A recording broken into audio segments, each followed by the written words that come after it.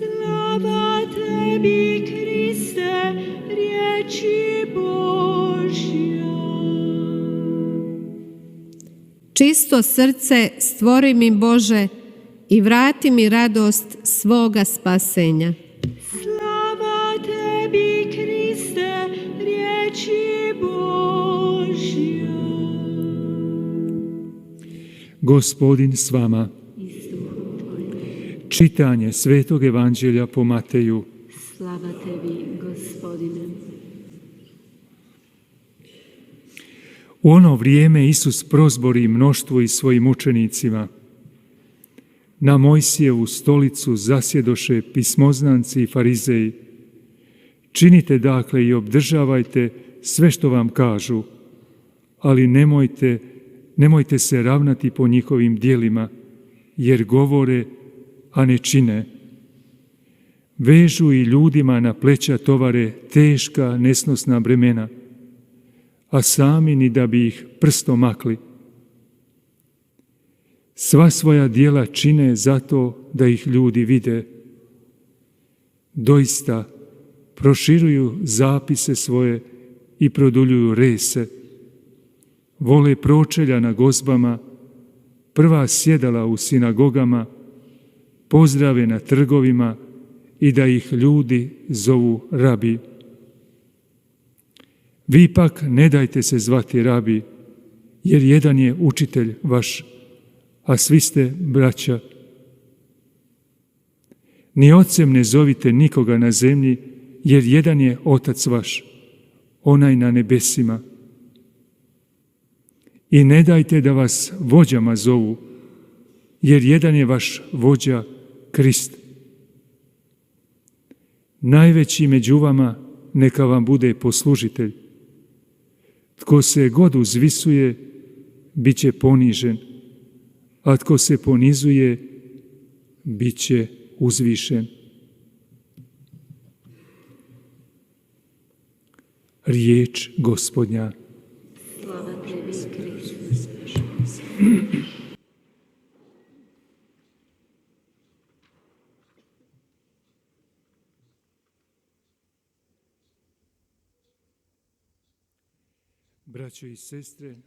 형제 자매 여러분, 사순 시기입니다. 거룩한 시기입니다. 이런 시기에 하나님께서는 우리들에게 준비하라고 초대하십니다. 파스쿠아를 준비하라 하십니다. 이런 이유 때문에 우리는 우리 내면으로 들어가서 자성할 시간을 지녀야 합니다. 우리들 내면에서 무엇을 느끼고 있는지, 하나님의 말씀, 이 기간, 이 하나님의 말씀은 우리들에게 이렇게 인도하고 있습니다. 우리는 이사야 말씀을 들었습니다. 그래서 예루살렘의 지도자에게 하는 말을 들었습니다. 소돔과 고모라의 지도자들에게 하시는 말씀을 들었습니다. 소돔과 고모라.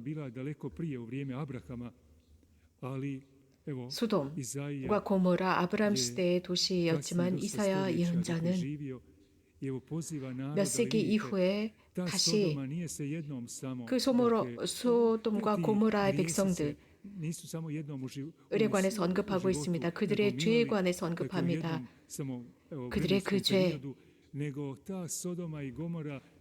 그 죄는 한 기간에 끝난 것이 아니라 계속 이어지고 있었습니다. 지금도 이어지고 있습니다. 매 시기마다 이 죄는 있어 왔습니다. 사람이 자신의 어떤 척도를 잃어버렸을 때, 제대로 의로운 것을 보지 못할 때 사람은 죄에 빠지게 됩니다. 악으로 끌려갑니다. 늘 그 악에 기울어지는 경향을 지니고 있습니다. 그렇기 때문에 이 사순 시기에 우리들은 내면을 보도록 초대받고 있습니다. 우리 안에 무엇이 있는지, 죄가 어떤 죄가 있는지, 어떤 죄가 뿌리박고 있는지 살펴보아야 합니다. 하나님께서는 우리에게 정화하라고 하셨고 악행을 버리라고 하셨습니다. 그리고 더 이상 악을 행하지 말라고 말씀하십니다. 이 프로그램은 우리들을 위한 프로그램이기도 합니다. 그래서 우리 내면에 무엇이 있을까, 어떤 악의가 있을까 보아야 합니다. 우리도 하나님께 기도해야 합니다. 그래서 진심으로 통회하고 회심하면서 우리들의 죄가 무엇인지를 바로 인식하는 것입니다. 또한 여기서는 아주 구체적인 예를 들어서 무엇을 해야 하는지 언급하고 있습니다. 선행을 배우라고 했습니다. 우리 배워야 한다라고 했습니다. 배운다라는 것, 스스로 하는 것이 아니라 누군가로부터 배워야 합니다. 즉 매일 이러한 선함으로 들어가야 합니다. 그리고 의로움을 찾으라고 하셨습니다. 악행을 멈추고 선행을 배우고 공정과 의로움을 추구하라고 했습니다. 억압받는 이를 보살피고 과의 권리를 되찾고 과부를 두둔해 주어라. 즉 가장 연약하고 가난한 이들을 돌보아주라는 것입니다. 그들의 편이 되어주고 그들에게 연민을 느끼고 그들과 함께하라는 것입니다. 그들과 연대감을 갖고 마음에 연민을 불러일으키라는 것입니다. 그리고 주님께서 말씀하십니다. 오너라 우리 시비를 가려보자. 너희 죄가 진 홍빛 같아도 눈같이 희어지고 다홍같이 붉어도 양털같이 되리라 라는 말씀을 하시게 됩니다. 어떤 악을 저지르든 하나님께서는 우리들이 죽음에 처해지거나 길을 잃는 것을 원치 않으십니다. 우리들을 용서해 주시려는 그분의 거대한 모습을 볼 수 있습니다. 우리들을 버리는 것이 아니라 우리를 짓밟는 것이 아니라 우리들을 정화시키고 새롭게 하고 싶어 하십니다. 이렇게 할 때 우리는 선함 속에서 즉 선행 속에서 우리들은 그분의 말씀에 훨씬 더 섬세해지게 됩니다. 심지어는 다홍같이 붉어도 양털같이 되리라고 했습니다.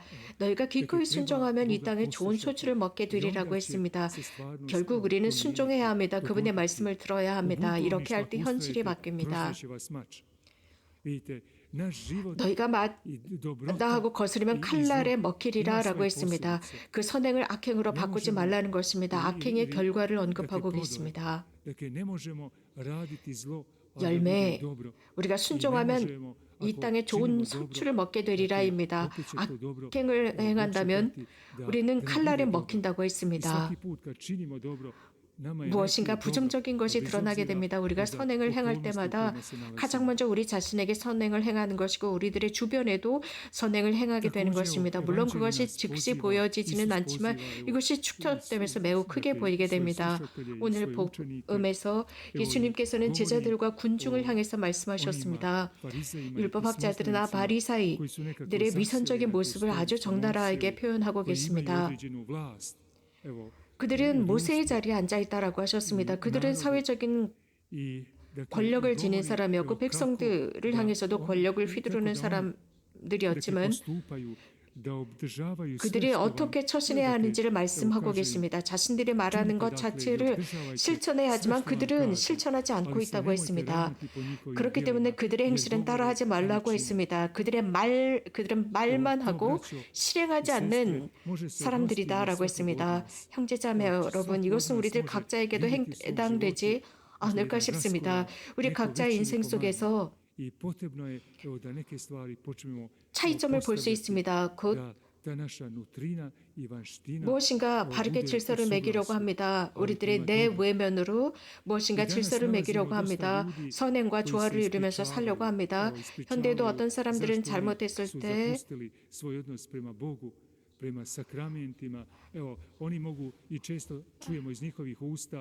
자신들의 잘못을 용서를 청합니다. 하느님과의 관계 혹은 성사들과의 관계, 사람들과의 관계에서 말입니다. 그런데 또 어떤 사람들은 그러지 못하고 합리화를 하고자 합니다. 이런 속으로 들어가지 못하고 자꾸 핑계를 댑니다. 그러나 예수님께서는 이런 핑계에 관해서는 이런 핑계를 허락지 않으셨습니다. 분명하게 그들이 말하는 것을 실천하라고 했습니다. 그들이 행하지 않을지라도 들은 너희들은 실천하라라고 말씀하십니다. 그런데 이 율법학자들과 바리사이들은 핑계만 대고 있습니다. 저는 어떤 본당 신자를 며칠 전에 만났는데 그에게 물었습니다. 왜 미사에 참여하지 않습니까? 라고 하면서 굉장히 부드럽게 여쭤보았죠. 그랬더니 그분은 여러 가지 핑계를 댔습니다. 이 본당에 본당 신부님이 계시는데 그 본당 신부님이 하시는 말씀과 즉 언행일치를 이루지 못하고 있어서 저는 그 본당에 다니기 싫다. 이런 말씀을 하셨습니다. 그래서 미사에 가지 않는다라고 했습니다. 형제자매 여러분, 하느님의 말씀은 우리들을 초대하고 있는데, 즉 누군가가 멈춰 있다면, 죄 중에 있다면 그 죄 중에 있다고 해서 그것이 나에게 영향을 미치면 안 됩니다. 그가 죄 중에 있다고 해서 내가 선행을 하고 있고 하느님께서 주시는 그 선으로부터 내가 멀어지면 오히려 나에게만 손해가 됩니다. 예수님께서는 계속 이렇게 말씀하십니다. 그들은 무거운 짐을 묶어 다른 사람들 어깨에 올려놓고 자기들은 손가락 하나 까딱하지 않는다고 했습니다. 여기서도 연민을 지니라는 뜻입니다. 사람들을 보아야 합니다. 위로부터 내려다보는 것이 아닙니다.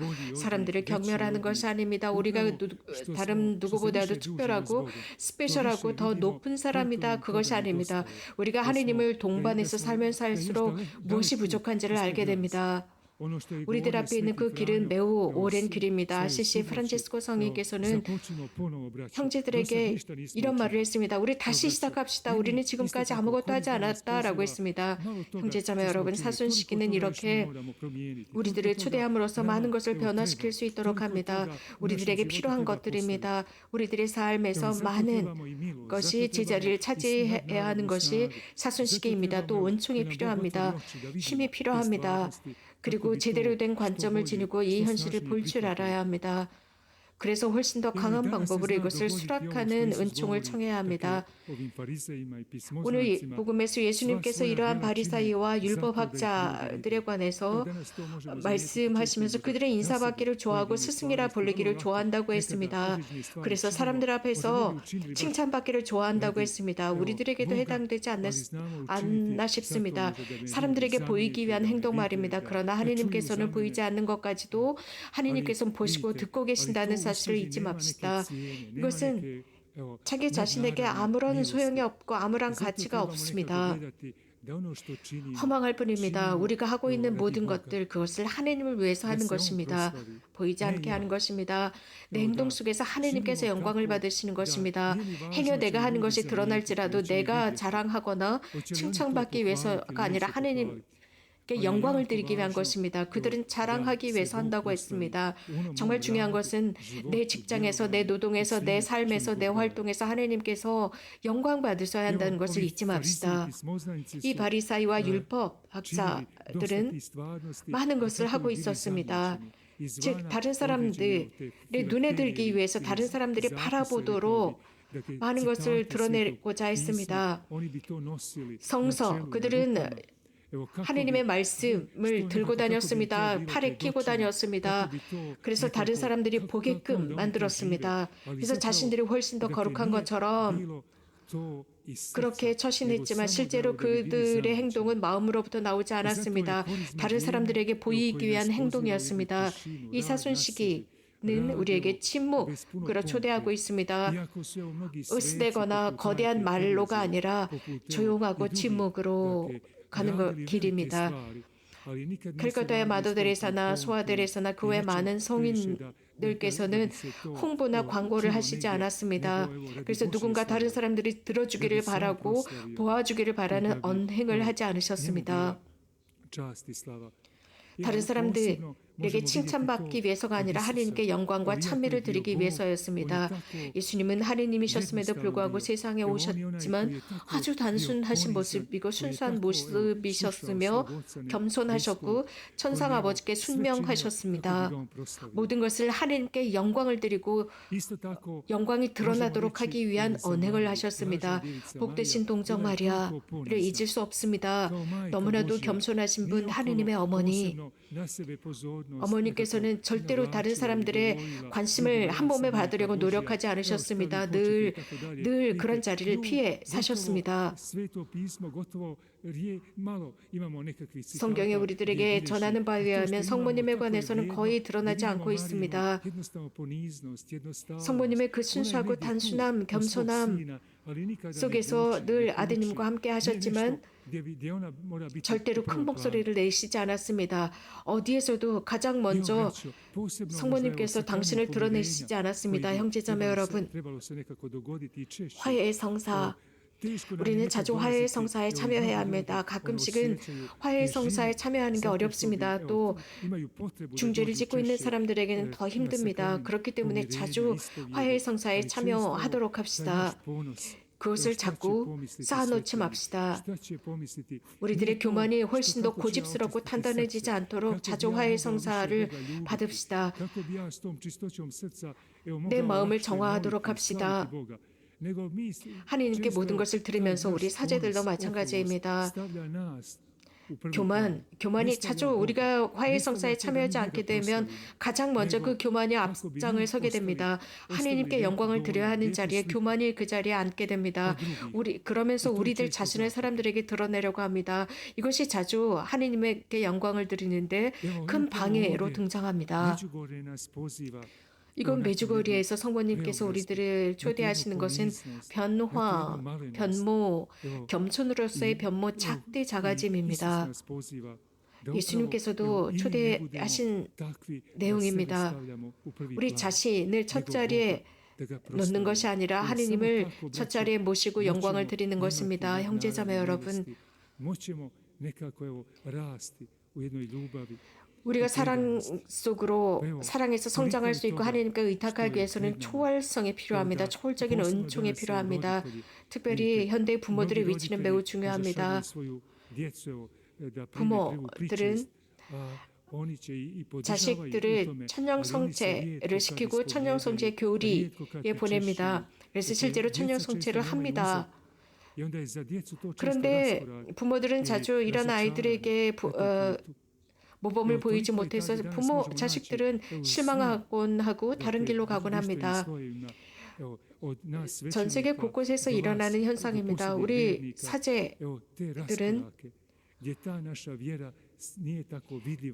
있는 힘을 다해서 노력하지만 부모들도 함께 노력해야 합니다. 우리들의 신앙은 드러나기보다 드러나지 않는 곳에서 더 큰 힘을 발휘할 수 있습니다. 형제자매 여러분, 겸손으로 변화될 수 있도록 노력합시다. 작디 작아짐으로 걸어가도록 합시다. 모든 우리들 안에 보여지는 좋은 것, 긍정적인 것은 하나님의 선물입니다. 하지만 하나님께서 우리들의 많은 것들을 변화시켜 주셔야 합니다. 우리들의 소돔과 고모라가 무엇인지 잘 자성하도록 합시다. 많은 것을 바꿔야 합니다. 많은 것을 질서를 매겨야 하는 우리들입니다. 하지만 희망을 갖고 살아갑시다. 하나님의 은총이 우리들과 함께 한다는 것, 그 은총을 통해서 우리가 연약하다는 것, 자주 넘어진다는 것을 알게 됩니다. 그렇기 때문에 더욱 이 미사 중에 예수님께 기도합시다. 그래서 그 은총이 활동하도록 청합시다. 하나님의 은총이 우리가 승리할 때까지 함께 해주십사 청합시다. 아멘.